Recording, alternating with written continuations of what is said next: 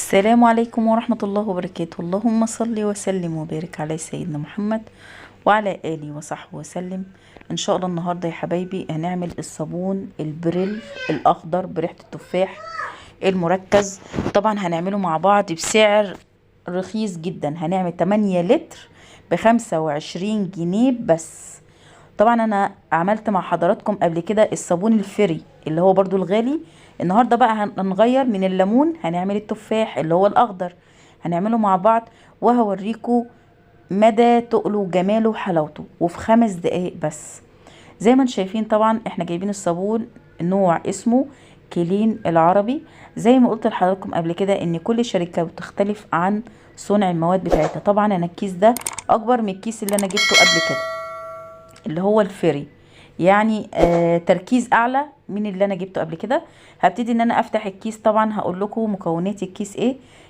كيس اللي هو السوفت اللي هو الصابون اللي هو الابيض ده، والبودره بتاعته اللي هي خضراء. طبعا الكيس ده بيبقى فيه اللون والريحه، يعني ده بيبقى يعني اللون ابيض. حابه تعمليه من غير البودره عادي مفيش مشكله، بس الاحسن اللون بيدي شكل وبيدي ريحه جميله بصراحه. زي ما انتم شايفين كده هبتدي ان انا اضيف 8 لتر من الميه على على الخام اللي احنا نزلناه. هبتدي دلوقتي ان انا انزل بالبودره بتاعتنا اللي هي اللون بتاعنا، علشان هنبتدي ان احنا نضربهم الاول مع بعض لحد ما يبقى لونهم كلهم مصافي واحد، يعني ما يبقاش لون ولون، هيبقى لونه كله اخضر لما يتجانس كويس مع بعضه زي ما انتم شايفين كده. طبعا هبتدي بالمضرب العادي، ده مش مستاهل ان احنا نستخدم له هاند بلندر او اي حاجه، لا هنكتفي بالمضرب السلك العادي. طبعا انا عايزه اقول لكم ان انا بعمل ال8 لتر ده بيقعد معايا شهر، بغسل منه سيراميك وبغسل منه المواعين، بغسل بيه كل حاجه. بصراحه ريحته غير عاديه، وهوري لحضراتكم بيلمع الالومنيا كمان ازاي. زي ما انتم شايفين كده هنزل باول ازازه. انا بكيل بازازه 2 لتر.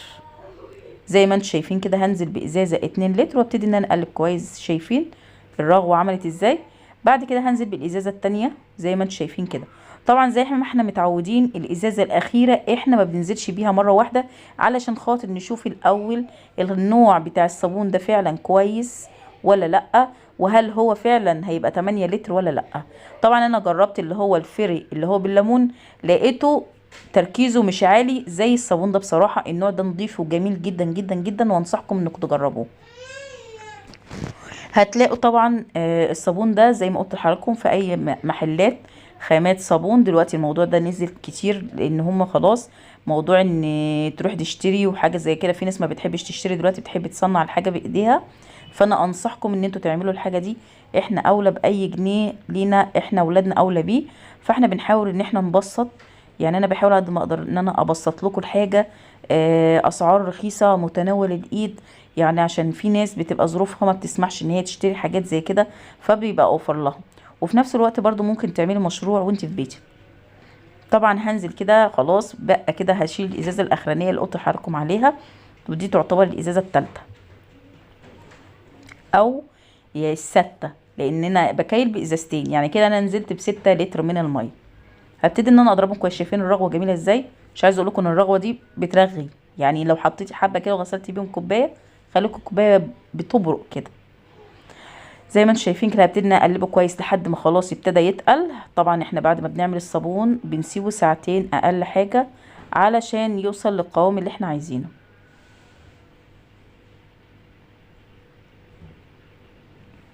خلاص كده ادي الكوبايه. طبعا انا هنا خلاص نزلت لقيت الصابون محتاج اخر ازازه، نزلت بيها خلاص زي ما انتم شايفين كده.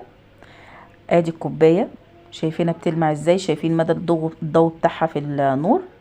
هسيبها هنا بقى ساعتين، وهنا بعد ساعه واحده بقى بالتقل ده زي ما انتم شايفين.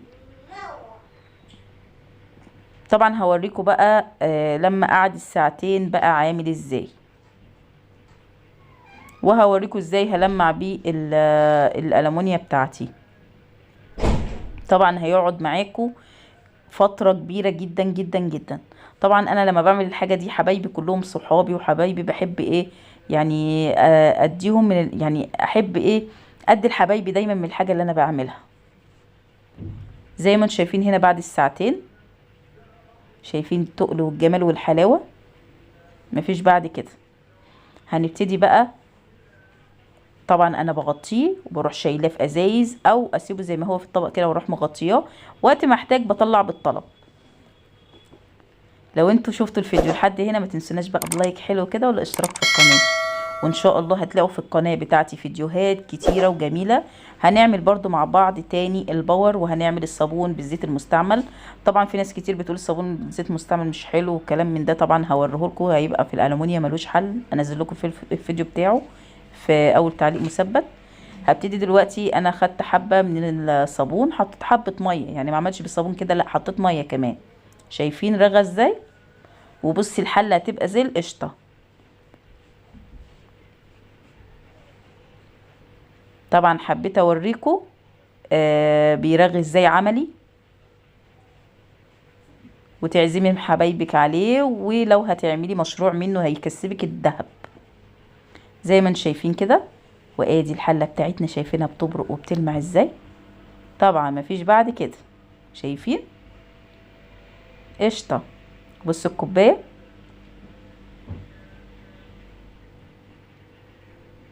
يا رب يكون الفيديو عجبكم بقى، ما تنسوناش بلايك والاشتراك في القناه وتفعيل الجرس. مع السلامه.